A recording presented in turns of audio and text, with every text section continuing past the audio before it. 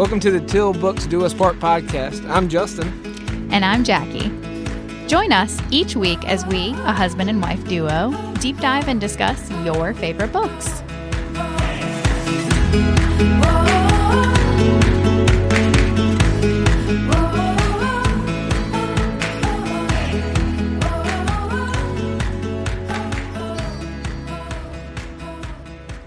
Hey, Jack. Hey, Justin. Hey, guys. Welcome to the show. Welcome to episode 8. Yeah, we're glad you're here. We're going to be covering chapters 32 through 35 of Fourth Wing by Rebecca Yarros in this episode. I think it's going to be kind of a quick episode. Yeah, I think so. I mean, this week's chapters are all pretty short, and there's not a ton going on in any of them, really. But, spoiler warning, if you haven't read Iron Flame yet, we might be covering chapters from both books, so if you don't want anything spoiled, you may not want to listen to us just yet. Yep. And also content warning, we've got another spicy scene this week. And obviously, if you've got little listeners, or honestly, it's really probably the bigger warning is if you're at work, probably don't listen to us out loud. Yeah, that's fair. That's probably fair. Yep. All right. Well, let's go ahead and get started with chapter 32 and our summary.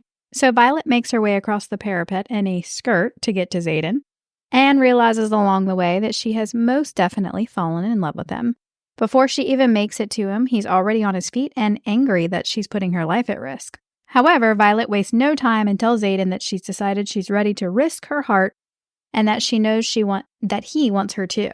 Xaden relents and they decide to give things a try before getting back to solid ground.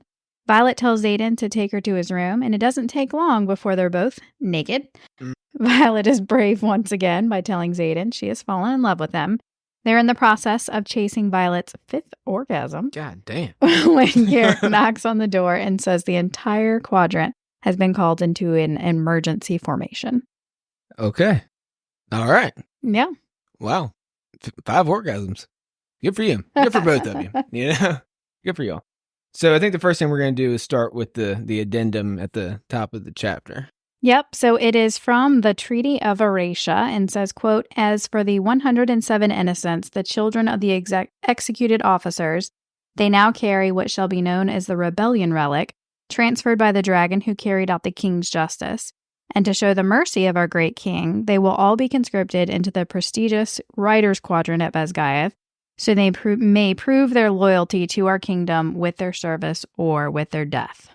So that was long. Yeah. But why I wanted to point it out was because it's kind of like just ironic that they thought this was such a prestigious thing and that, you know, this was like this great mercy. Right. And they were also so excited about this relic being on them, which we learn later ends up being like a benefit to the marked ones. And the reason I bring this up is going to come up later in theories. So, okay. Yep. Okay. Later in theories. Later in theories. All right. More on it. Well, we start this chapter, right, opening back up kind of where we left off with the last one, which is Xaden's on the parapet and Violet's basically walking out to get him. And I don't know, it just seemed much different from the first time she goes on the parapet, right? Yeah, and I feel like it was kind of like a fun way for Rebecca Yarros to show like how far Violet has come. Right. You know, just to say like obviously back when she did this last July, it was like, you know, life or death, almost not going to make it, extremely challenging and terrifying.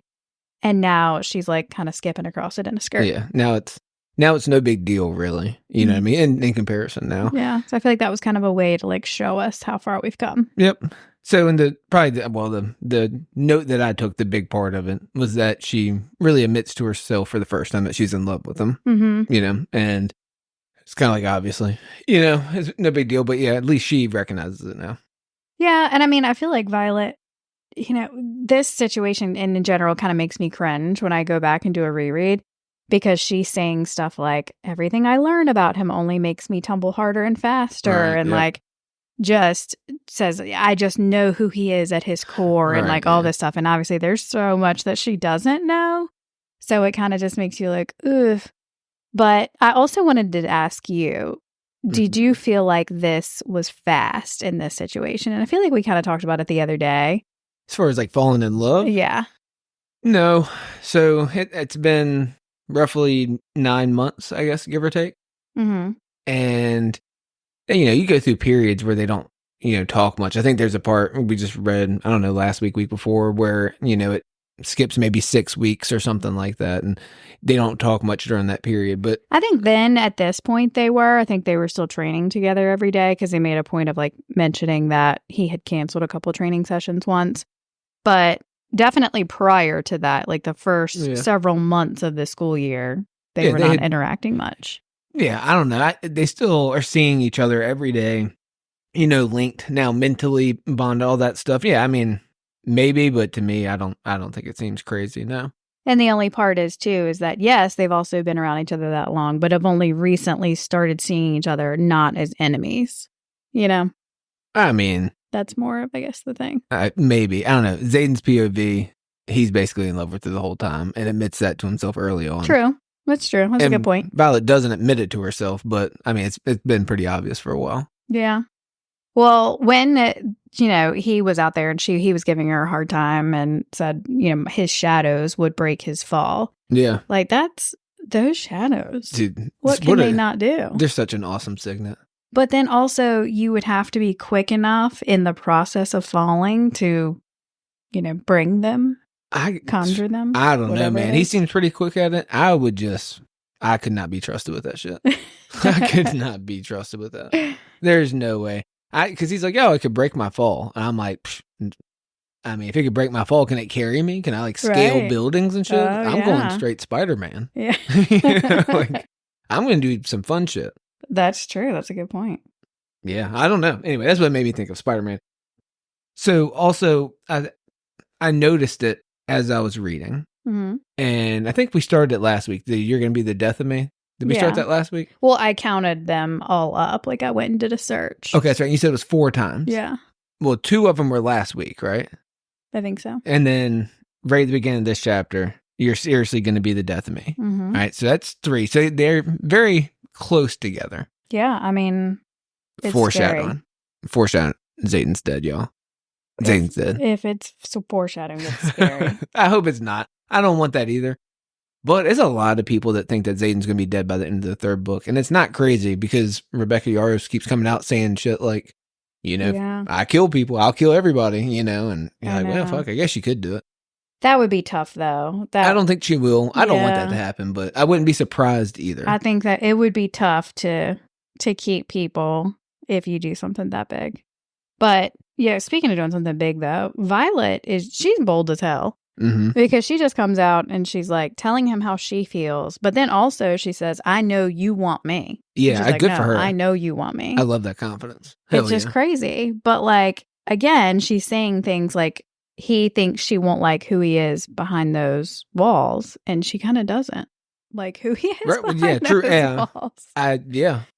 But I do think things would have been really different if he was honest with her here. And then Zayden even literally says in the conversation, if we're going to do this, we have to trust each other. Right. We're like, dude, like she shouldn't be trusting you. You're not telling her the truth. Yeah. And that's kind of tough because he says that a lot. And I noticed that too, Zayden's not perfect. No. You know what I mean? And if you pay attention, there's times where you're like, damn, dude, like you're towing the line of, I don't know if it's like lying or holding, whatever that line is, he toes that quite a bit. Yeah, he does. Or just, misleading people or whatever. But some of the, thoughts that I had from their conversation, on the parapet and walking back, Zayden tells Violet that Imogen likes Garrick, not him, because she brings it up again, right? Like, or she didn't bring it up again. She brings it up to him for the first time, but she's thought it multiple times in the book that Imogen had a thing for Zayden. I think she brought Imogen up. Like, has she brought him up? Yeah, in Battle Brief. Okay. Yeah, when they were talking mind to mind in Battle Brief. Okay, because here he's like, And I think he brings it up this time. Okay. Like, why did you think that? Yeah, maybe. I don't remember, but I just remember that part. I put a note for that part. Basically, he's, confirming then. I thought it was the first time he told her that, Imogen likes Garrick and not him. And then he said, there's only you, which again, that's very, that's big. Yeah, that's a big thing. And then Zayden says, yes, when Violet asks, you want me to do this? Mm-hmm. Or do you want to do this? Or do you want to do this or whatever? So that's basically what they're like, you want to be a boyfriend, girlfriend? Yeah, like, check yes. So then they get off the parapet back on solid ground. And Zayden makes a comment, Liam will be here next year to make sure you're not doing asinine things. That was sad. I mean, And then she said something like, "You're going to love his letters." yeah. Well, again, the whole thing, knowing that Liam dies is just a real bummer because he's awesome. But I didn't even pick that out of when they were getting back on the solid ground or whatever. I just thought it was weird that Violet says something about like, weren't Garrick and Bodhi just here? And then he was like, oh, they probably know I'm going to be pissed at him or something. And then comments on her dress and like changed the topic real quick. Yeah, I couldn't figure out if that was just like Garrick and Bodhi would have been trying to give them privacy or something like that. I don't know. I thought it was weird. We also don't know Garrick's signet still. Okay, that's not just me. Okay. Because Yeah. I'm like, damn, maybe I missed it. Because I actually keep up with everybody's signets and all that shit. They're dragging names and all we don't that. know 'Cause I'm a Garrick's big ass signet. nerd. Mm-hmm. Yeah. But I think I have like ideas of what it is, but I don't know. I Maybe don't that know. played a part here. I think Imogen's erasing everybody's or Violet's memory so much that I'm all fucked up and I don't know what's actually going down. Oh man, That's what you're going right into conspiracy theories. I know, but now I'm just like all these weird ass comments and like random questions and shit. I think it's Imogen. I'm agreeing. And again, I'm reading too many conspiracy theories from other people too because I believe all of them. I'm like, yep, that one checks out. Yep, that one does too. Well, Violet is, trying to convince Xaden to come with her, and she says, "I'm going to take care of you." And his eyes flew open. And I feel like he was probably trying to read her intentions here. She's like, how is she planning on taking care of me? Yeah. How could you not? Yeah. How could you? I don't blame Xaden one bit. I'm not down for violating people's privacy by any means, but like, you're not going to have that and not use it in that moment. Yeah. Well, he did seem to panic about her putting his boots in the armoire. Yeah, like there was something in the armoire. Yeah. Like, what do we think was in there? I don't know. I'm thinking, is it like a shipment? That's what I was saying, the daggers. alloy or something? Yeah. Maybe not even the daggers. I was just thinking like the alloy or whatever. Well, I think they go ahead and make them into the daggers, and that's what he delivers to them as daggers. Yeah, it's got to be something with the shipment.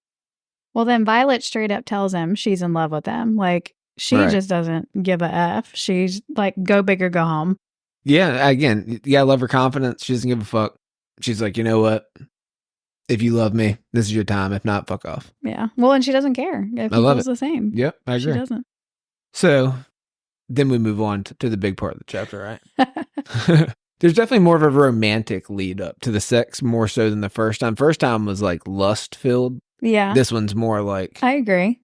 different. That was a good observation. Yeah, that was what I took from that. So, okay. Xaden's line, you love it. Xaden's line. Right. It's his line. Everybody has read the line, right? I'm pretty sure that's even what my note says. Everybody's from, the Oh Gods one. Which one are you calling out for? Because it's just you and me and I don't share. I was even like, God damn. Like when I read it, I was like, that shit was smooth as fuck. That was pretty smooth. It was smooth. That was a good one. I get it. I was like, fuck. He was also keeping track of her orgasms. He was like, I'm going to count. Well, that sounds like something you would do. I was like, okay. It does. I didn't have much of a comment. So anyway, your mouth there are no words for that. Mm-hmm. Obviously, he knows exactly what you want, how you want it. Every bit of it. He's cheating. Yeah. He's cheating. Mean, according to him, he's not reading her intentions after, he thought differently of her and was like, felt about her that way. Get the fuck out of here. Okay. But you're right. Does he just not count right. these situations? Yeah, I'm sure that's not like, I imagine in this,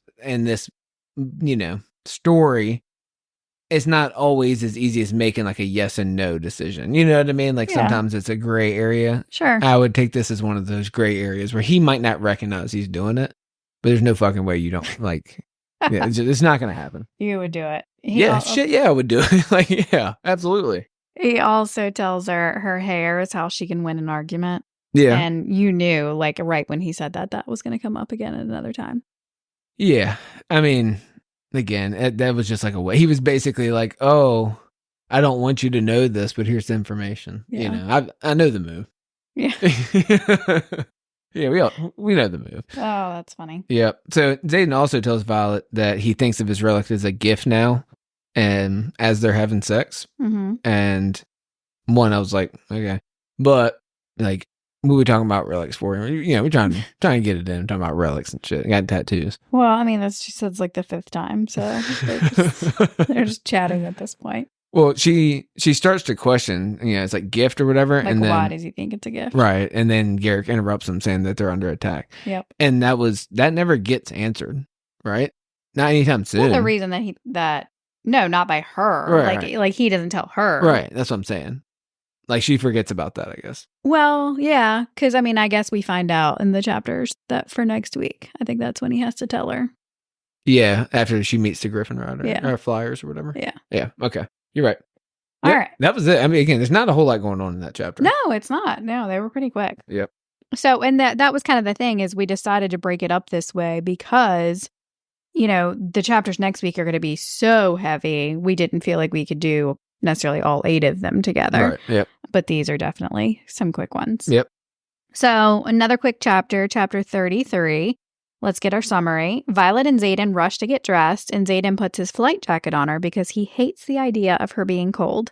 They get to formation just to learn that there is no real threat, just the final test of war games. The wings are being sent out in all directions, with the wing leaders being assigned to specific outposts. Xaden is ominously assigned to Beyond the Wards, Athbean, the site of the secret mission he had mentioned to Violet several chapters prior. Thanks a lot, Dane. Fucking Dane. Xaden has had a harness made for Andarna to join them on the trip, and there's nothing cuter than the idea of a baby dragon and a harness. I love that. Violet briefly worries about being separated from Xaden, but no worries needed there because Xaden says she's coming with him, along with Imogen and Liam. Dane is big mad about this and tries to insist that Violet stays with him. Predictably, he loses that battle, and Violet follows Xaden, knowing her life is about to change forever. I'm just going to say it now. Fucking Dane, man. Dane. Yeah, I've got a lot to say about that. All right. Well, and a lot of all over Dane. the place things, to be honest. I don't know. All right. Well, we'll get to it. It's fucking Dane, though.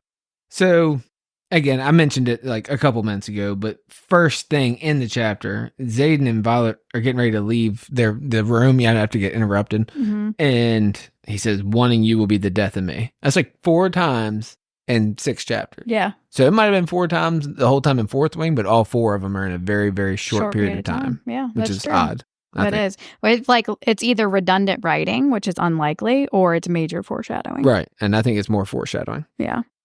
Well, she wears Xaden's flight jacket to formation, which I thought was so cute. High school. Because it's like the epitome of new boyfriend exciting. So, do you think she really did it on accident?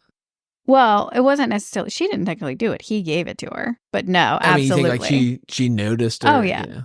I think so. Okay. Yeah. That's like such a like, oh, I'm going to steal his hoodie. Like, Right. Because it's not like, Rihanna notices immediately. Yeah. And she's like, oh, no, what? No, it's not his. Like, yeah. And she, points out the very obvious, like, look at the fucking rank and patches. It's not and just like everything. a normal jacket. Right. It's not like the same. Well, and then Rhiannon had to hide it from Dane because she knew that he was going to be a douchebag about it. Exactly.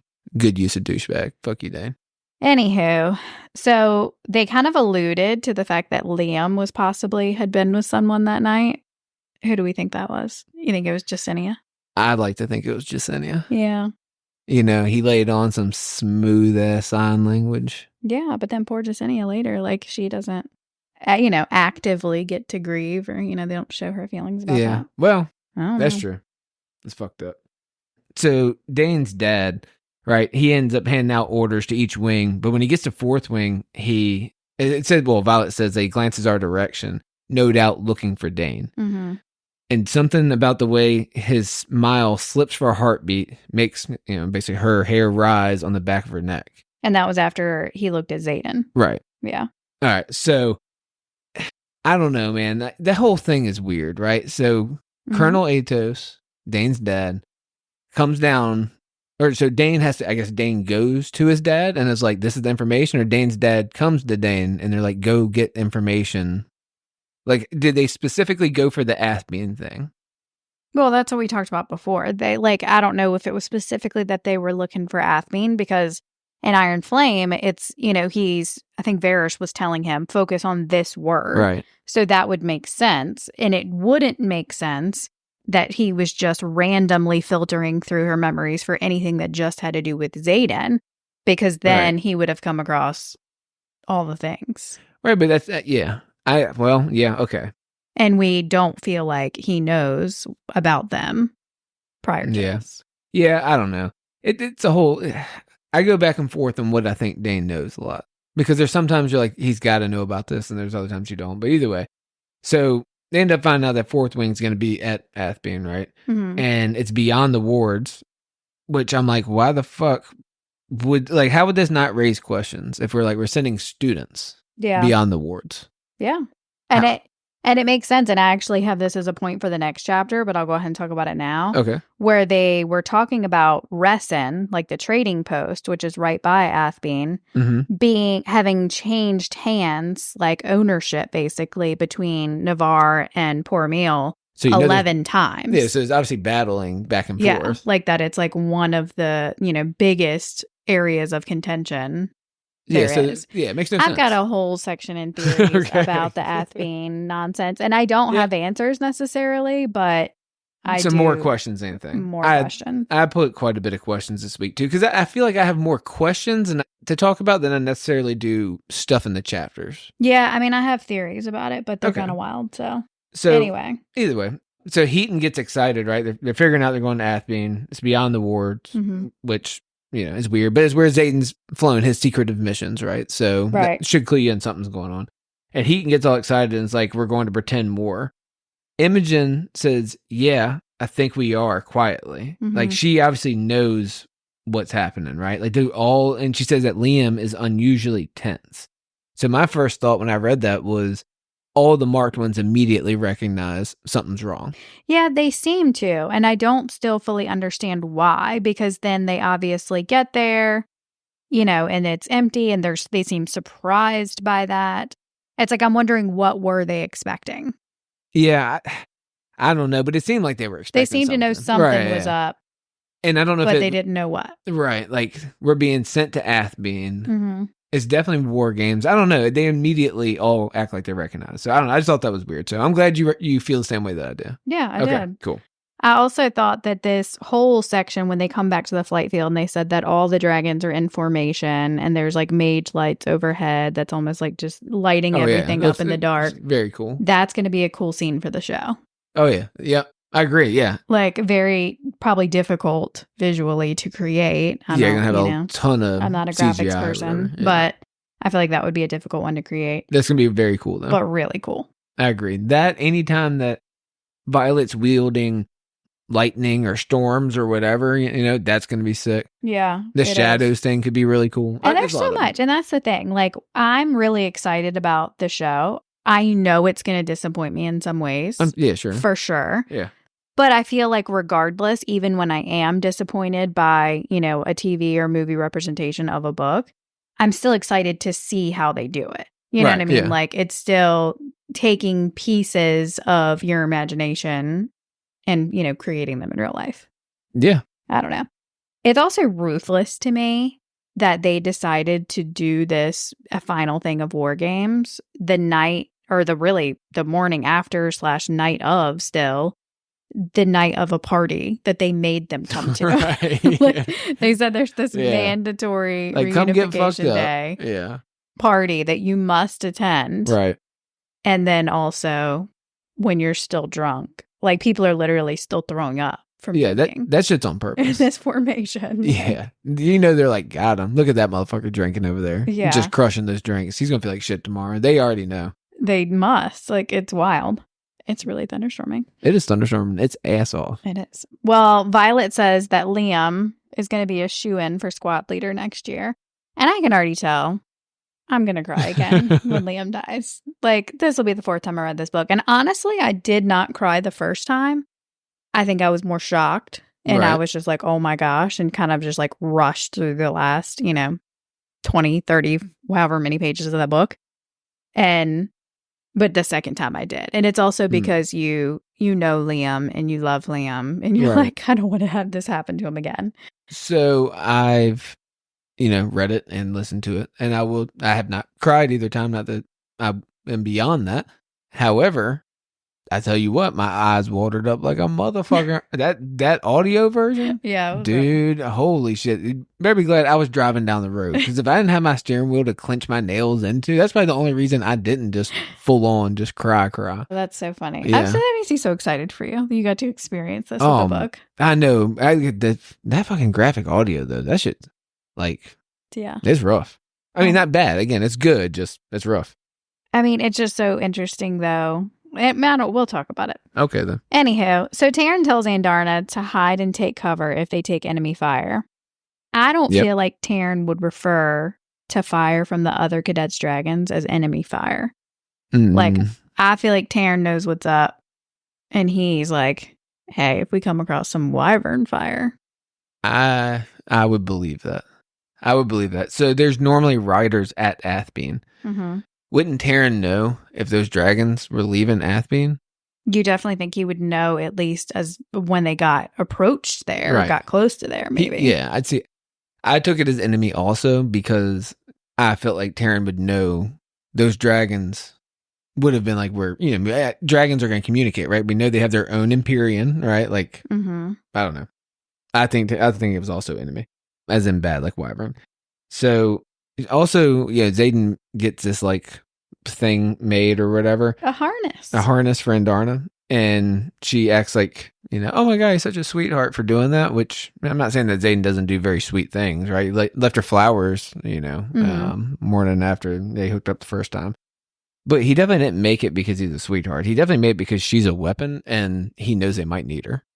So when I saw this note of yours, I thought that you meant the type of weapon that we think she eventually will be after Iron Flame. No, I mean the current weapon she is now. Stopping. And time. I did not even think about that. Yeah, you're right. You're probably right. Yeah. But I also could see Taryn and Sigale being the ones to say Andarna needs to come because they potentially know what they're going to face, or they know. Yeah. Yeah, I don't know. I think everybody fucking knows right now. Also, Dane acts all butthurt that Xaden and Violet are together and acts like it's news to him. And I know we kind of covered this earlier. It's like, what is he taking from her memories and not? But yeah, I just have a hard time believing through whatever he's been targeting, because it's not like the first time he goes to get her memories, it's Athbean, right? That's just not the case. That he's never picked up on their relationship one time. Yeah. That's weird to me. That's all.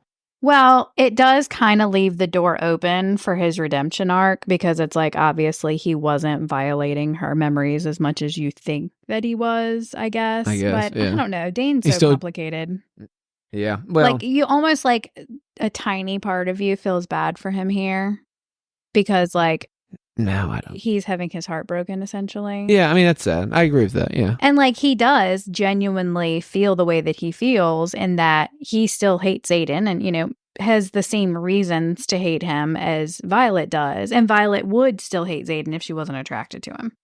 Yeah, if Violet was a man, right. Violet would be dead, really, because Xaden would have killed him. Right. That's the piece of it that is different. Right. And to be fair, Dane is technically right about Xaden. Like, Xaden is. He is. A rebel. Who's up to no good. Yeah, who's up to no good. Right. Like, so technically Dane's right. No, and I've said before, Dane, it's not like Dane is a bad person necessarily, because he's doing this is the thing that people say makes him a bad person, the Athbean thing. And I disagree still.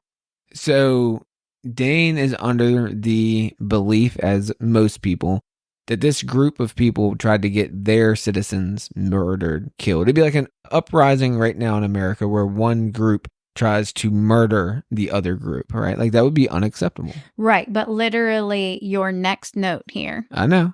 Go ahead, tell me. Is about what he says to her. I know. I'm getting there. Okay. Dane's not a bad guy. He's doing what he believes is right in his heart.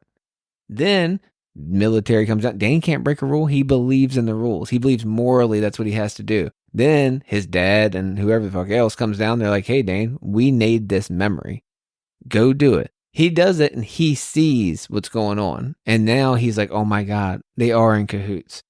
I was all like, okay, Dane, that's probably fine. You can come back from this, until he said, or he whispered, I'll miss you, Violet. Oh, you motherfucker. Now it's over. Now it's over. All the other shit, I'm like, you know what? I disagree. I can't stand a rule following motherfucker. I just think it's so funny. This is how you know a character is complicated. When your opinions about him have changed drastically in a period of like 2 minutes. No, it's like you're like, Dane's not a bad guy. Because he's that mother ever. Fucking Dane. No, it's like he's doing what he believes is right in his heart.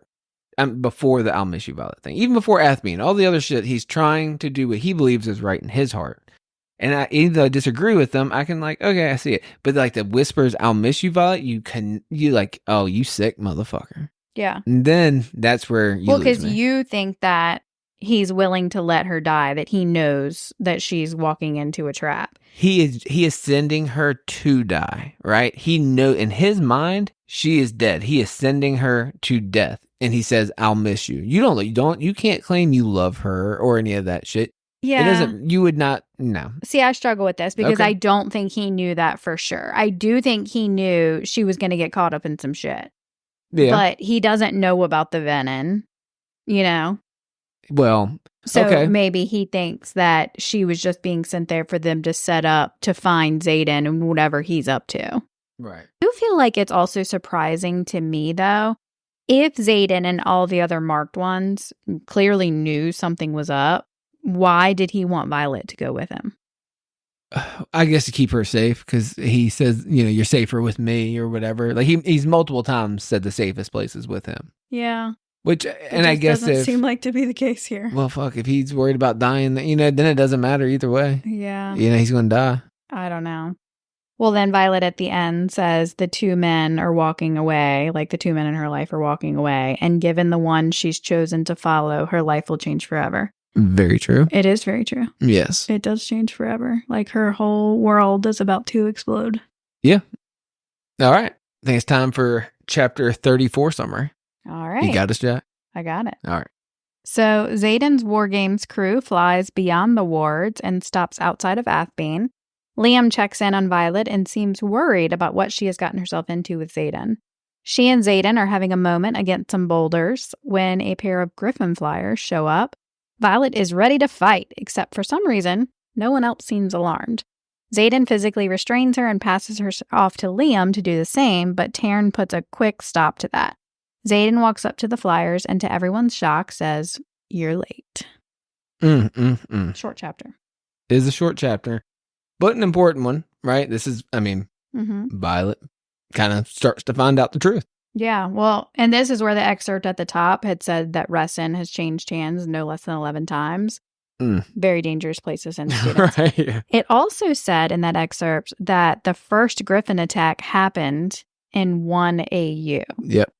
Which later I get confused by because they start talking about records and how far long ago records were, and mentioned that the war with the Griffin flyers was more like 400 years ago.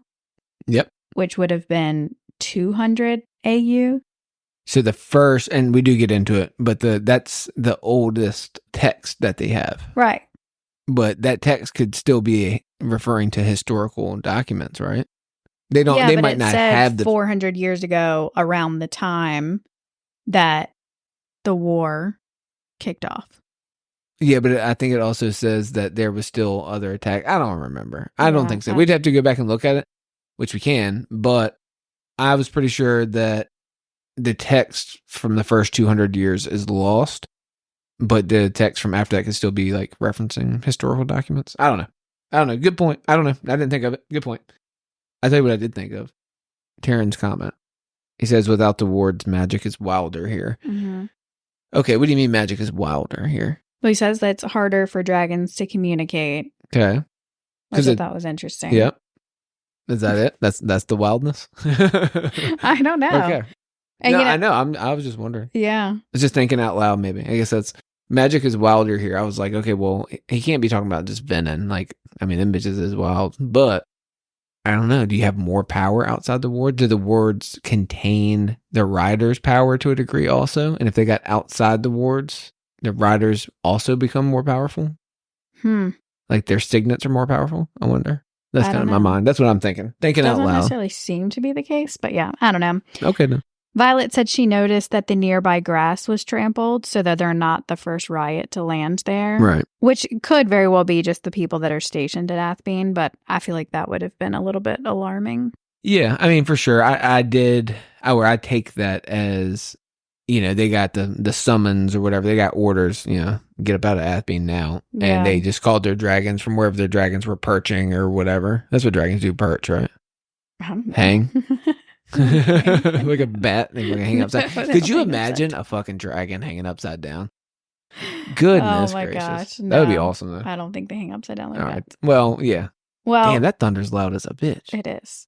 So it was kind of surprising to me that Violet didn't notice everyone else as a marked one earlier. Right, I agree. I think it really does show, though, how much her guard has gone down, around Yep. all of them in this period Yeah. of time. She's just like so trusting.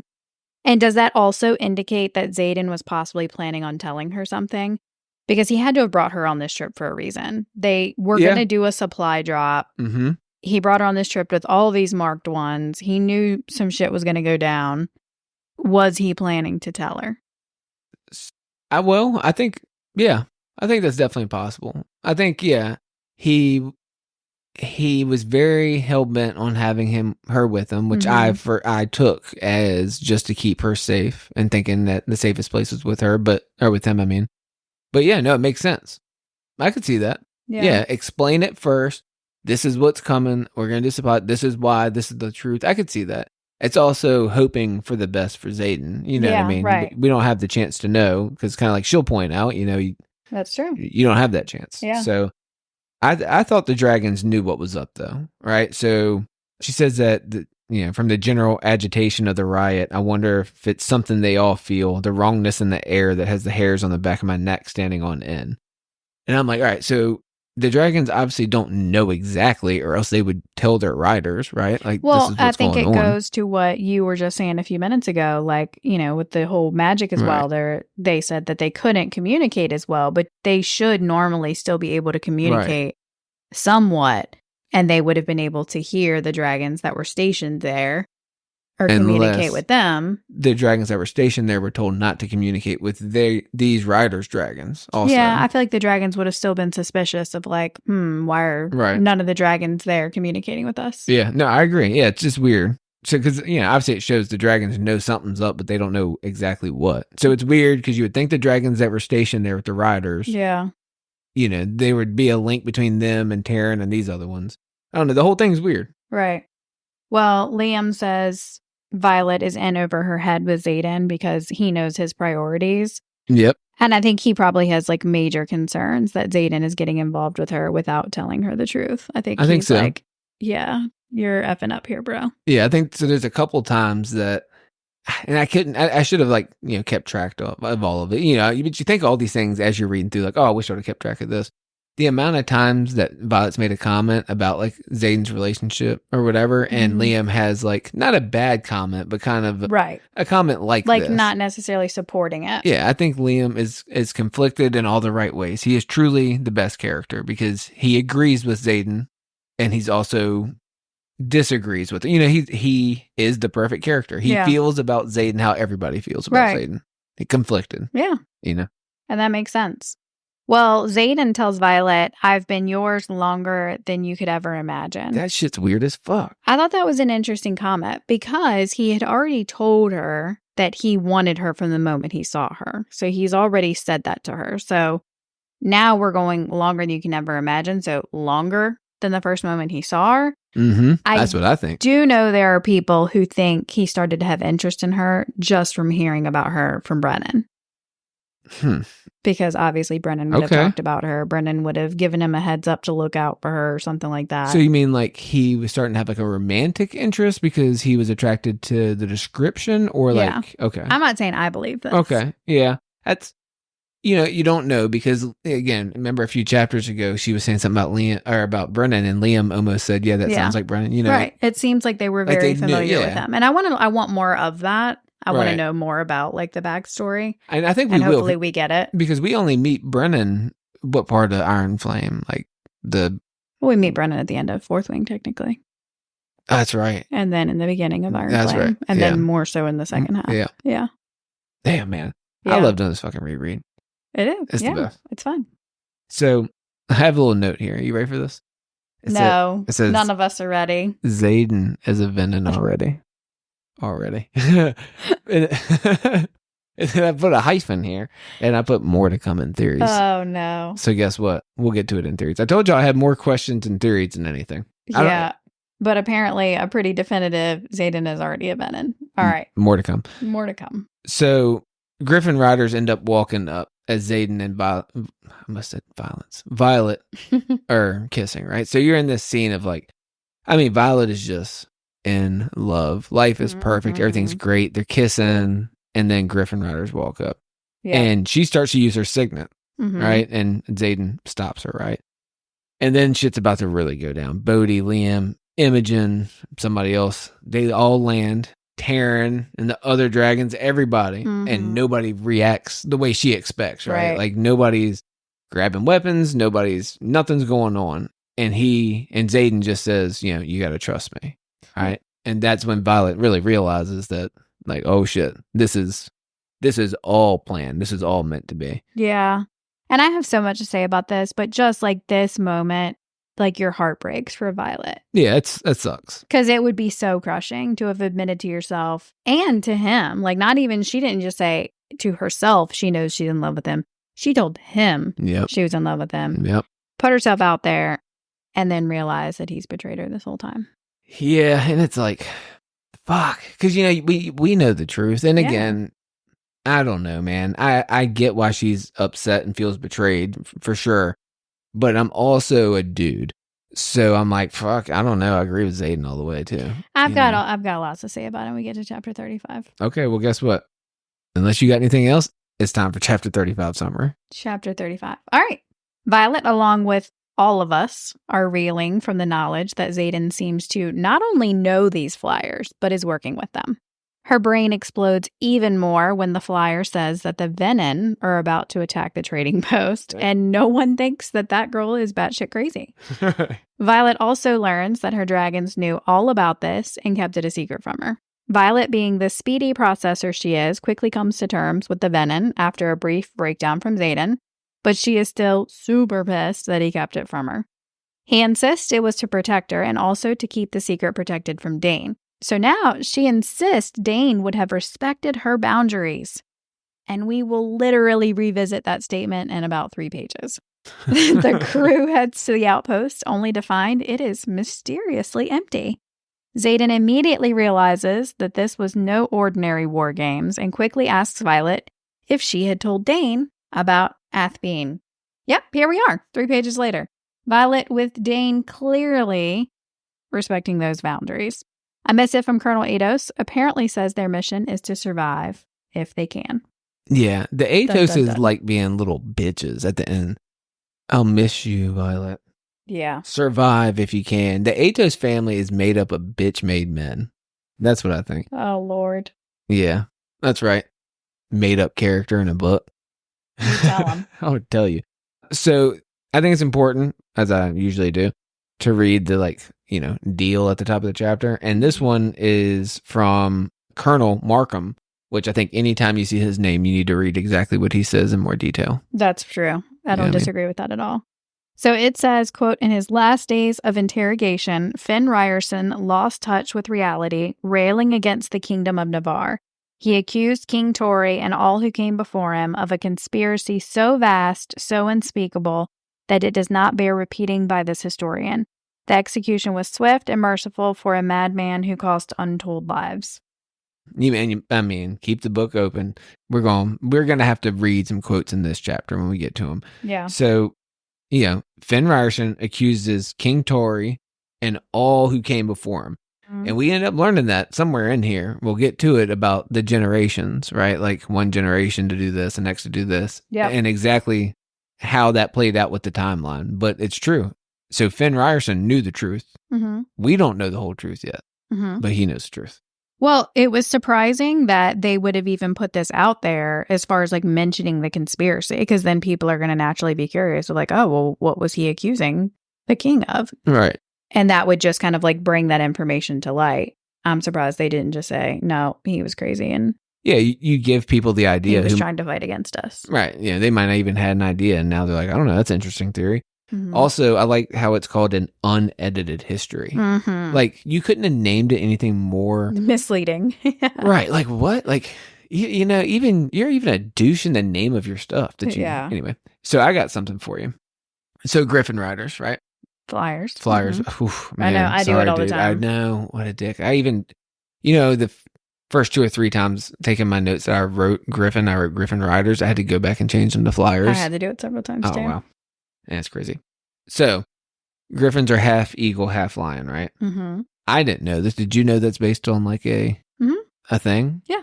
I didn't know that. Mm-hmm. I was like, that's kind of an odd thing. So then I did some research into it and found out that it's actually like ancient Asian origins and it's a legendary creature and it's all different cultures, East and West, but they mean different things. And I'm going to get into the details of all of it. But Yeah.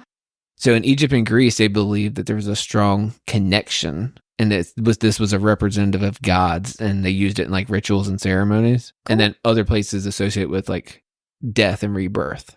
Hmm. I was like, that's cool. So anyway, yeah, it's based on the exact real things. Yeah. And I thought that was interesting. That is So interesting. that is your I 30 like that second. you look that up. I did 30 seconds of interesting information for you. So then Venom are acknowledged as being real for the first time. Mm-hmm. And that's big. And that's awesome. And normally we would have Venom talk, but I feel like at this point, Venom mentions is kind of over. Yeah, it is. Because now like Violet knows. Everybody knows about the venom. Right. Like shit's going to go down here in another chapter or two. So they're acknowledged as being real for the first time. All right. And the first time you hear it really, or Violet hears it, is from Zayden telling a Griffin flyer, we lost a village to a horde of Venom 2 days ago and they decimated everything. And then Imogen said, Venom never come this far west, right? So you're supposed to be surprised that like, oh, even Imogen knows that Venom are real. Mm-hmm. I'm surprised that Imogen knows the patterns that Venom travel and like where That they is travel. true because Zayden does say like, don't tell us everything. Right. Because if one of us is interrogated, then we're putting everything at risk. Right, exactly. So you would think, I don't know, because that's a whole lot, which is smart. Yeah. Which is very smart. It But is. yeah, why does Imogen know that? Yeah, I guess just from what information they have gotten. Right. So, and then Flyers basically tell him, hey, look, they're headed north towards Athbean. And they ask him if they're armed. And Zayden says, yeah, we're armed or whatever. Letting them know, Violet's getting ready to find out. They have the alloy that they've been basically smuggling out, in their handles of their daggers, right? They also have runes. And I guess the ones that they have are the ones they were planning on delivering. Or I guess maybe all the marked ones just travel with them anyway. Well, they mentioned that General Sorrengill keeps one, right? So you'd think anybody that knows that Venom are real would have a dagger capable of killing a Venom. Yeah, we know the mom does. Right. That comes up. So I don't know if it's just their personal ones he's referring to. Because it's not like they ever dump a weapons cache out when the Venom attack, right? True. That's true. So I think it's just personal ones. It just seemed like what a shit ton of information for Violet to process in this moment. She has got to be the fastest. And I know that there's second signet theories surrounding that. But she just processes all this information about Zayden betraying her, them helping them, what Venom are. I mean, holy cow, that's a lot. Yeah. I mean, again, that's like us in real life. And somebody was like, listen, all right, the boogeyman's real. Right. And you'd be like, no, he's not. And you're like, no, like you have to quickly process that your worst nightmare or whatever is real. And then immediately believe everybody around you. Which would be weird. That would be a lot. But it is, and you're talking about earlier, like, you're heartbreaking or whatever for her. And I kind of felt that way, at this point when she figures out that she's the only one there that's not a marked one and that everybody else knew the truth, including her dragons besides her. You're like, that's a shitty feeling. That's big. There's so much for her to process again. And it's such a difficult thing as far as my decisions about who's right and who's wrong. And the answer is it's too gray to give an answer to that. Like, no, Zayden should not have told her about the rebellion, in my opinion. He was right to be worried about Dane for obvious reasons. they weren't that close. They had been enemies such a short period of time ago. He didn't know how she was going to react. No, I don't think that he should have told her. But that being said, I understand her having conflicted feelings about it because he was able to keep such a big thing from her and was entering into this relationship with her and saying, oh, we've got to trust each other and all this stuff. So like that was also wrong. Yeah. Yeah. I mean, she's basically been betrayed the whole time. Right. Her trust has been betrayed. And I also agree with Zayden that he should not have told her. Right. And, really she finds out now in a life and death situation against them. And she still is having a hard time like containing herself. You know what I mean? So if you would have told her when they weren't getting ready to attack, when there wasn't Griffin flyers right in front of you, how would she have believed you? How would she have reacted? Yeah. To me, it kind of solidifies like, you weren't ready to hear it yet. And who is? Who's ready to hear that shit's real? Yeah. And again, it's all of that. It's the fact that she is feeling betrayed, not just by Zayden, but she mentions like feeling betrayed by Liam, which is fair, because Liam has become a friend. She also has to grapple with the fact that her dragons kept that from her. And she's a person who literally grounds herself in truth and information. Mm-hmm. And all of that just got pulled out from underneath her. Yep. And you get it. And this might come up, but Taryn tells her like the only bond stronger than a dragon and his rider is between two dragons or whatever. Right. Basically. And I took that as, I don't know if he was referring to Sigale being like, you can't tell her she's not ready, or just like the dragons in general being like. No, I took that as Sigale. I took it as Sigale too. Yeah. Okay. All right. Yeah, I did too. Yeah. So then also, if there was ever any doubt about Violet's mom's knowledge of everything, I feel like the fact that the Griffin Flyers knew her so well really seals that, because they were even suggesting keeping Violet for ransom. Right. And they were like, they know exactly who Lilith is. They knew that she was aware of this and was keeping it. Like, it is very obvious after what they said that Lilith is heavily involved in this. Yeah. And again, I still get it. I know people are always pissed. They're like, depending on where you live. I don't know shit about living in other countries. All right. I'm obviously American. And that's the only place I know about living in. I've been to plenty of other ones. But like, Americans demand the truth all the time, which is wrong. Just heads up. I don't agree with that, because I do agree that our government, like the president, doesn't need to tell every jackass everything that's going on. All right. Like, I don't need to know what's going on all the time. So I agree with General Sorrengill holding back some information, because not every jackass needs to know the truth about everything. So I'm on her side. I get that it's her mom. I get it. I also understand the other side of it. This ain't some shit. When do you tell her? When she was 17? When she's 15? When she's 20? When do you trust her enough to tell her the boogeyman's real and she's going to believe you and not tell anybody that? But do you agree with Violet's mom's handling of the whole situation? No, fuck no. Okay. I'm just talking about that decision. Yeah. Yeah. No, I'm talking about not telling her the truth. That's, nobody's ready to hear that shit. Yeah, no. No, I'm not agreeing with anything else, really, at all that she does. So then Bodhi, when Violet was yelling at Liam, he just says, oh shit. After Violet says that Liam stood by and watched her fall for him. He's like, oh shit, like, dang, like she's in love with him. Wow, like she's admitting that. And I feel like you get a little bit of insight. So I really wanted to see the background of Zayden and his friends and how they all felt about the Violet situation. Because I feel like they all probably would have felt very similarly to Liam. Like, you're getting involved with her and she doesn't know all of this stuff. Right. This isn't going to end well. Yeah. And I feel like you get a little bit in the Zayden point of view fan fiction. And I hesitate to even advertise fan fiction, but so much because I don't know how authors, specific authors feel about fan fiction. But there is a Zayden point of view fan fiction on Archive of Your Own. And that part was interesting to me to see how Zayden's friends were telling him this is a bad idea with Violet. Yeah, I mean, shit.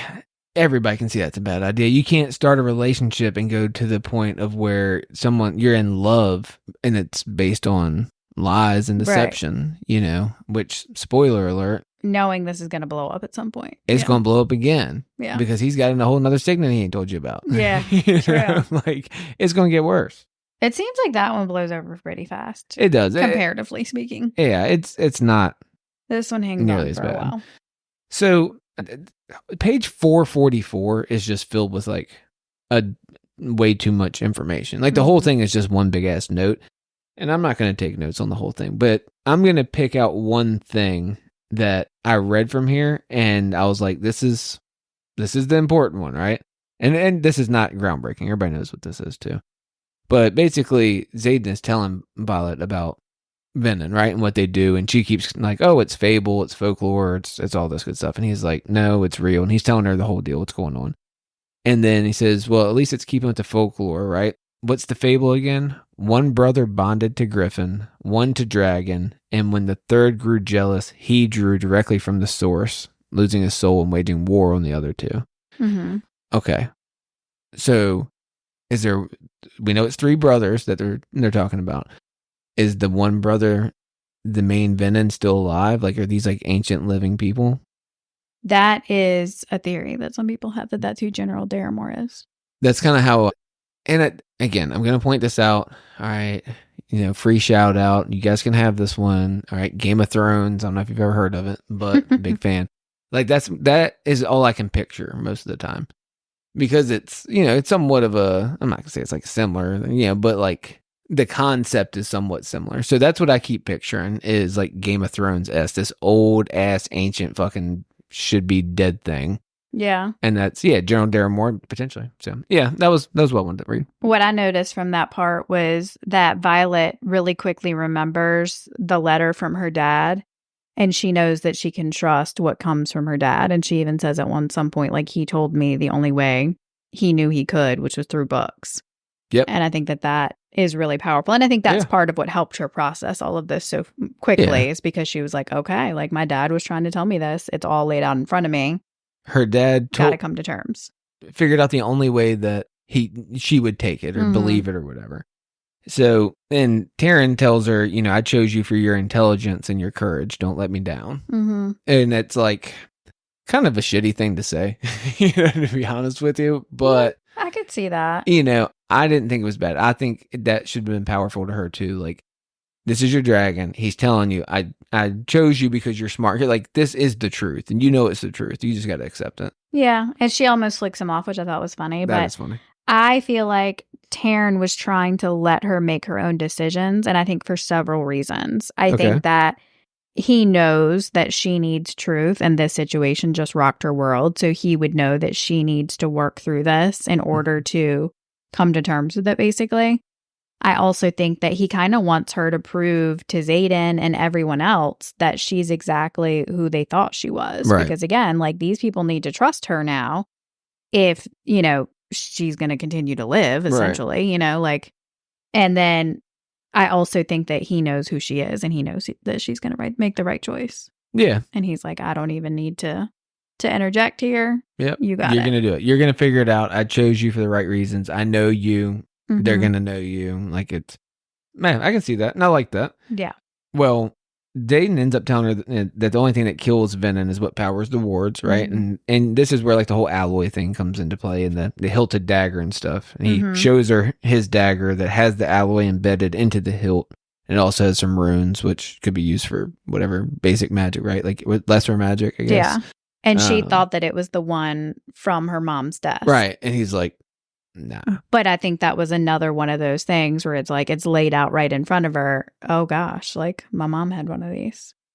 Right. Which, and she does. She realizes that, right? Like, oh yeah, your mom knows the Venom are real. And this, again, it just solidifies the realness for her, I guess. Which is, again, another big piece to this is, now she's realizing she's been betrayed by her mom, because at the end of the day, like, she has a tough relationship with her mom.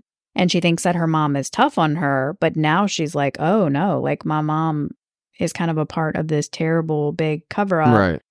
Allowing all these innocent people to die, and has lied to me about it my whole life. It adds an extra layer to that too. Yeah, she's going through some fucked up shit right now, pretty much. Like, yeah, but and he explains though, and it makes sense that, hey, this is why I couldn't tell you. Yeah. Yeah. Or this is why, because of Dane. I'm sorry, I left that part as a big part of it. Yeah, this is why I couldn't tell you, is because Dane could have found this memory. Yeah. You know what I mean? Or these memories, or all of this stuff. something that I found interesting, and maybe it's just me, I don't know. Again, I refer to you for all things information. Is she keeps mentioning that the dagger's humming in her hand. Mm-hmm. And I'm like, okay, is that because it's like, the alloy doesn't hum, right? No, but I feel like it's because of the connection, like, to the wards. Because, like she said, she could feel when she was outside of the wards, and there was this, like, snap as they crossed the wards. Like, there's so much magic imbued into the alloy that's why it hums. I don't know. Okay. That was my assumption. Okay. So Xaden also says here, "You love me," and Violet corrects him to love. Yeah. And Ouch. he got so mad, and he said, "No, love." Yeah, he did. And I get it. Yeah. That's hurtful. That would be very hurtful. That sucks. Nobody wants to hear that shit. Yeah.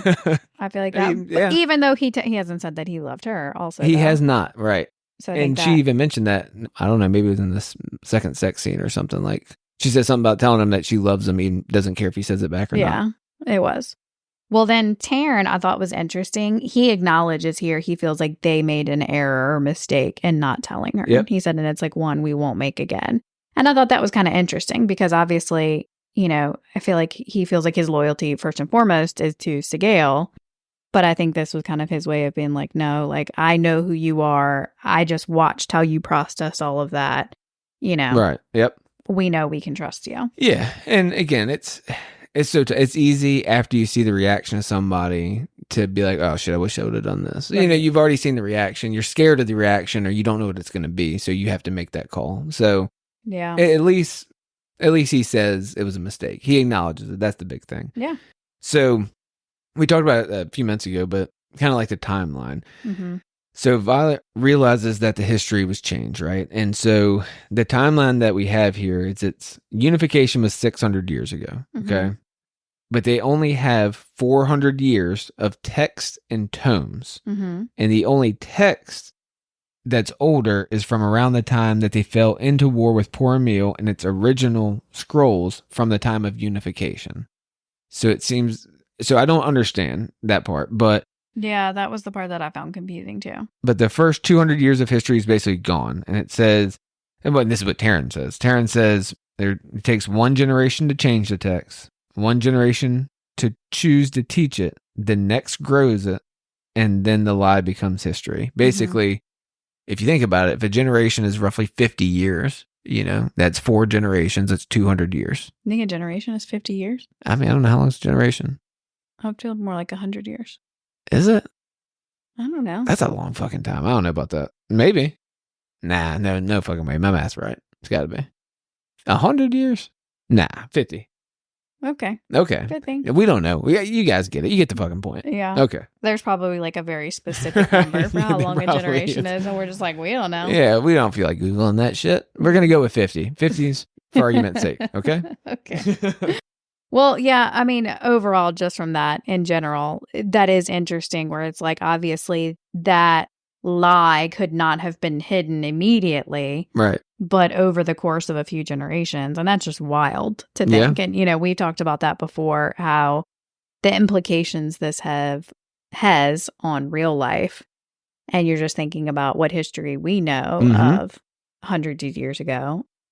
Oh my God. I could do it. Yeah, I could do a I whole know. episode. You could. Jackie, no, don't get me started with what could be missing from our history. Yeah, it's scary though. It is very scary. Well, they get to this outpost and it's empty and it should have Mhm. more than 200 people.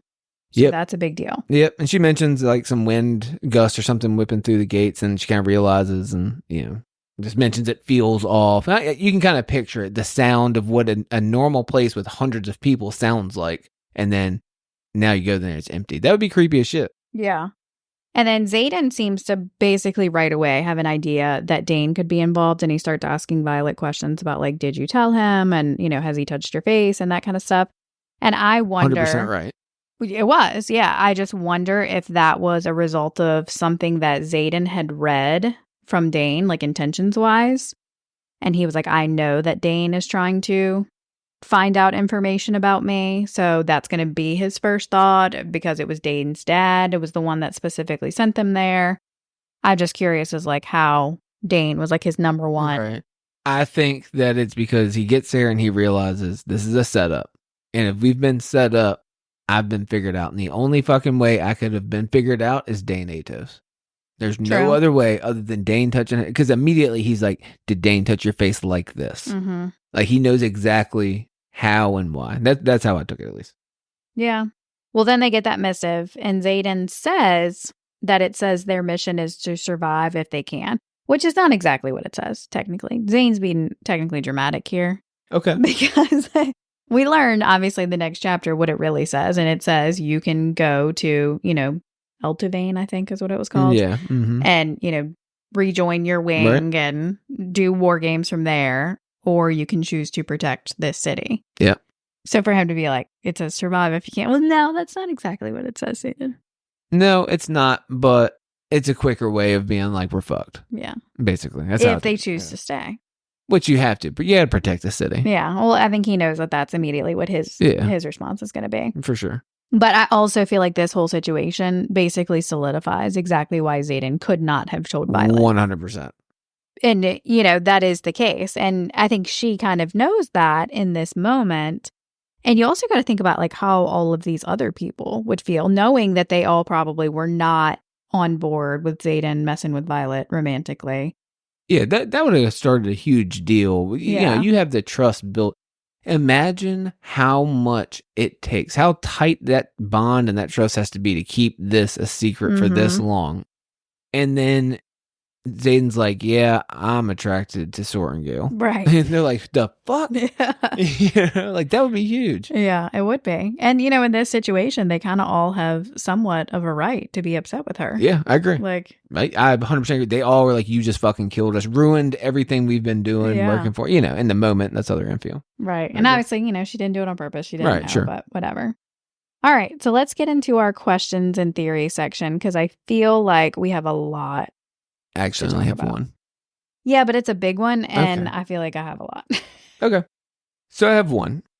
I'm going to read you something from page 436, okay? And this is referring to Xaden.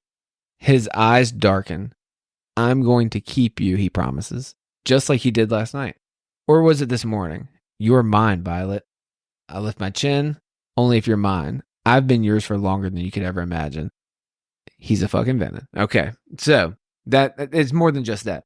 But he's a Venom, and so is Brennan. Okay? I'm sorry. At least Imogen. Imogen's a Venom too. I'm not sure, but Garrick and Bodhi might also be.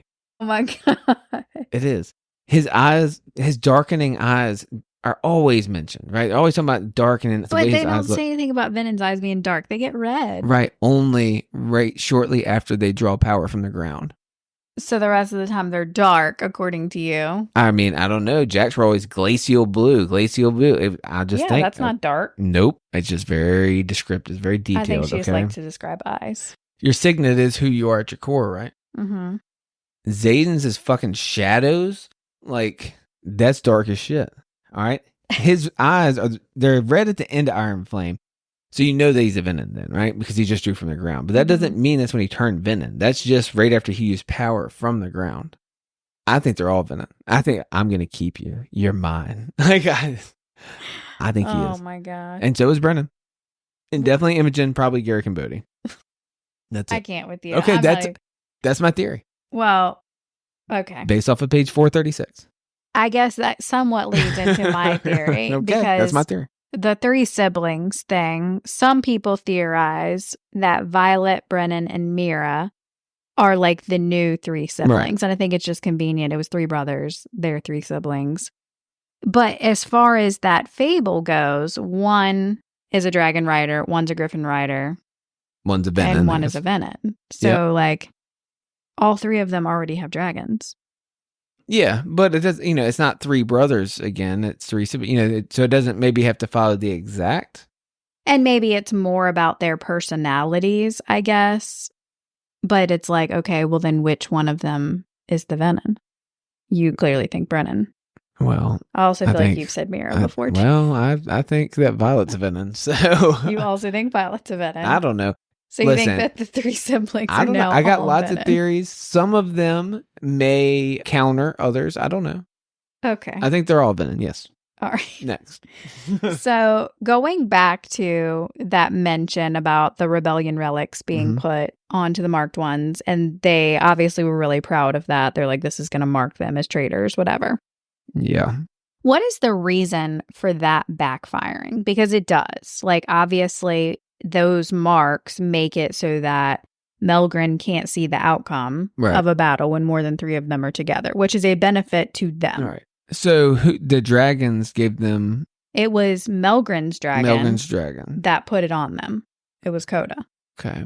And Coda's not... There's no way Coda... I don't know. So I part of me thinks that it was put on them by the dragons because the dragons know the truth. And the but dragons that's do the truth thing. And I think that there is still a chance of that possibly Melgren's dragon, Coda, is a good guy. Possibly. He does help at the end of Iron Flame with, putting the wards back up. And that maybe, I know you think that Melgren is a I do think Melgren's a villain. And I do think that he seems, for all intents and purposes, to be a bad guy. Mm-hmm. But maybe this is Coda's way of being like, no, my human is doing bad things. Yeah, I think Coda knew the truth. And either that... Or that's maybe what I Melgren's think. not a bad guy. Fucked, you're right. But also, I mean, it's like, can the dragons even mark you without giving you that power? You know what I mean? Like, that's how they, like you said, that's how they give the riders the ability to use their power. It's like, I don't know, if they mark you, they're going to give you the ability to have some sort of power. Yeah, maybe. But also, like, going back to that, but why is what that has the power, Melgren though? done that's bad, technically? Have a similar name to a real bad guy for me. He doesn't, they're not similar. Varish is not similar to Melgren, but that's who you always confuse him with. I think they're the same person half the time. But he really don't know. hasn't done anything bad. Maybe he's just... Do you ever just meet somebody and you're just like, I don't fucking like that guy? Well, that's how Violet seems to respond to him. Yeah, and obviously we know that he's a part of keeping this big secret, so that I guess makes him bad. Yeah, he's a dick. He's a villain. But I don't know. Maybe he's not, and maybe that's what we're gonna find out. Yeah, is that he's not a bad guy. The rebellion relic. That's a good one. That's a toughie. I think there's no way a dragon can mark you without transferring some sort of power. But it's odd because the power is that you can't be seen by Melgren. It counteracts Melgren's power. Like, literally. Is that because it's the same dragon that marked Melgren, marked the marked ones? Or does it have more to do? So now I'm remembering all of them had that rune in their hand that Liam's mom, I think, had made. And maybe that's what caused it. That's why it's in this fucking section. I had no idea. Good question. Maybe I just figured it out. Maybe. So also, we need to unpack the Athveen setup. Okay. So, Ados was the one in charge here. The outpost was emptied, which we realize is a huge deal. 200 people. The mom was unaware of the whole situation and gets very angry with him. Yeah, this would be a huge... emptying an outpost. Huge, secret to keep up with. It would. The lures, they literally had lures planted there for Venom. How does Atos know about these? Yeah, right. How do these lures work exactly? Like, how far of a distance do they lure Venom in from? Like, he had to have known potentially the whereabouts. They had to be generally near this some area. Venom. Right. We also still don't know what Ados' signet is. That's true. And we also know that he's tight with Varish. Who's a motherfucking Venom. And Iron Flame, who we think is potentially a Venom. Gotta be. I feel like Atos is and we know clearly that he's a bad guy. But I think that he is either a Venom himself. Yes. This whole section is who thinks a Venom. Yes. Or is at least working with them in some way to achieve some sort of power himself or position. I like that. Okay. Because this whole situation was very, very set up. Well, and how did you think you were going to get away with it? Violet is murdered here and with her whole squad. And then it gets back to General Sorengale. I don't think he intended that. Okay. I don't. Because then I'm it gets back to General Sorengale that Athbeam was emptied and your daughter and her whole squad were murdered. Yeah. You know what I mean? Like, I think that's not gonna go that, over well. in my opinion, Ados only wants to kill Violet after she comes back from this alive. Okay. Yeah. All right. Fair enough. Yeah. Well, as we said, the Venom mention section is done. We're over with. You know, we already she knows know, the truth. Everyone knows the truth. And, again, the whole time I was reading it the first time, it seems like it hit me in the face, but we've gotten there. So let's move on to Xaden and Tenzin Watch. So here we are going to point out any areas we think it's obvious he's using a signet power, and also other instances we think that he most likely would have been using it. Okay. Well, There was a bunch. yeah, I had 3. Well, I'll start with mine. Okay. Because I have way more. Okay. We'll go for back it. and forth. Okay, let's do it. So when Violet is walking out on the parapet, she thinks to herself, and again, she thinks, there was no quotation marks around this, he's going to be so pissed when he hears that I did this. And Xaden responds mentally saying, I already am. So I'm just going to tell the truth here. I did this chapter or whatever, this section before Jackie did on our rereads. You did all of these before me. I did. I'm going to be real. I always do them first. Anyway, I did it. And then Jack was doing hers and she starts going down, I guess, doing her intensive watch, whatever she's doing. Oh no, she said, I can't believe you missed this. I heard you say, I can't believe you missed this 3 times. Yeah.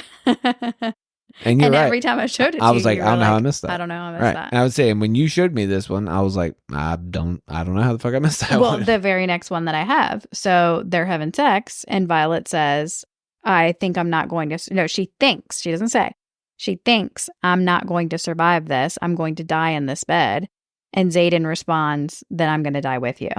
And she even says after that, I didn't realize I'd said those words out loud. But she didn't. There was no quotation marks around them. Yeah. So no, I didn't see that either. Mm-hmm. I think it's because I'm not a good reader, but that is clear as You day. pick up things that I don't all the time. Well, that one was clear as day. I got one, and it was when Xaden had her pinned up against the boulder with his hand on her ass, Mm-hmm. and he said, "Tell me what you're thinking." And she said, "I was thinking you were exactly as I predicted the first time you took me in my room." Mm-hmm. And I was like, "That's because he is everything you predict." See, and in here, I feel like he's not reading her intentions because I feel like he has tried to stop. And I think that's why he said, tell me what you're thinking, because he has this strong desire to know what she's thinking and he's trying to like stop himself. So you tell me that in my list of intensive watch bullet points, my first one is wrong? Is what you're telling me? No, not exactly. Okay, go ahead with your next one. That he wanted to use it there. No, I love this back and forth. All right, you're up next. Go ahead. Okay.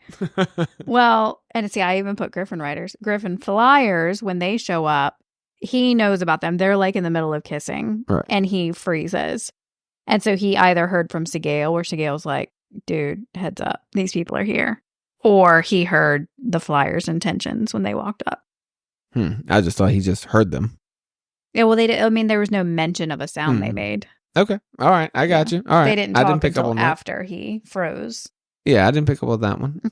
So I had one when the Griffin Flyers, showed up, and Xaden tells Violet to trust him. She says that his eyes search mine for an answer to a question I haven't been asked. Yeah. And I was like, well, that to me seems like he was trying to read her intentions after he's just told her something big. And now and it would make sense for sure why he would be reading her intentions that whole time, that whole conversation. He wants to know, is she going to freak out? Is she going to attack somebody? Well, and then a little while later, when Violet really finds out the truth and her anger actually takes over, because she was trying to contain herself a bunch. But then she was like, she even mentions, her anger takes over. And she says, if you ever touch me again, I'll kill you. And Liam says, I think she means it. And Xaden says, I know she does. And then a minute later, he says, I know what you're thinking. Right. And I'm like, well, yeah, he knew her intentions were, if you touch me, I'm going to fucking kill you. Yeah. And, there was like lightning cracking above her and shit. Like, she was fucking pissed, man. Yeah. And again, that makes total sense that he would have been reading her intentions because he was like, hey, she might actually knock my ass out. Yep. So then in chapter 35, she says she would know if Dane had read her memories. And Xaden says, no, trust me, Violet, you wouldn't. Yep. I saw that too. You did. You I even did. pointed that one out and you're like, oh, I know you're going to have this. Yep. So I did, because that was a big one. It was. Yep. That was it. I'm out of them. All right. Well, what we hope you're not out of are things Justin had to Google. So this is our section where Justin tells us what words he had to Google. And what? Is there not going to be any? I had to I had to Google 0 words. I'm Oh, sorry. no. I'm sorry. There was a couple where I was like, I looked at it for a second and I was like, no, I didn't know what that means. Oh, man. But there was none I actually had to Google. What are we going to do when you just... Well, this is what I can tell you. We just finished the 35th chapter of this book, and this is the first time I haven't had to Google a word. So don't worry, guys. There's only so many different words that can be used in the same book. Like, I'll probably have to Google some in the final 4 chapters, which are coming up. Yeah. And if not, there's a whole Iron Flame book. And then guess what? We're going to read other books. And I'm already reading one of them. And there's going to be so many words I have to Google in that book. Yeah. Just like furniture names and shit. I've had to Google, like, what the fuck is that? I mean, fantasy books, like, they're going to use a lot of words that are not in your common vocabulary. Nope. So sorry to disappoint, but 0 words in your face. Suck it. Man. Sorry. That's crazy. Yep. All right. Well, I guess that means that we're done for today. Yep, we are. So next Monday will be the final 4 chapters of Fourth Wing. We'll be covering chapters 36 through 39. Yeah, that's wild. I can't believe we're already at the end of Fourth Wing. Yep. And Which be starting Iron Flame. I would say we're not going to skip a beat. We'll be doing Iron Flame the following Monday. Yeah. Have new episodes every Monday. Every Monday. So give us a follow on social media. Send us your questions, theories, or anything specific that you want us to discuss on the pod. You can follow us on Instagram at TillBooksPod, TILBOOKSPOD, and on TikTok at till.books.pod. You can always shoot us a DM, or you can also email us at tillbookspod@gmail.com. Also, if you're enjoying the podcast, give us a review. Yeah, please give us a review. And always comment. We love the interactions. We do. All right. See you next Monday. See you guys next week.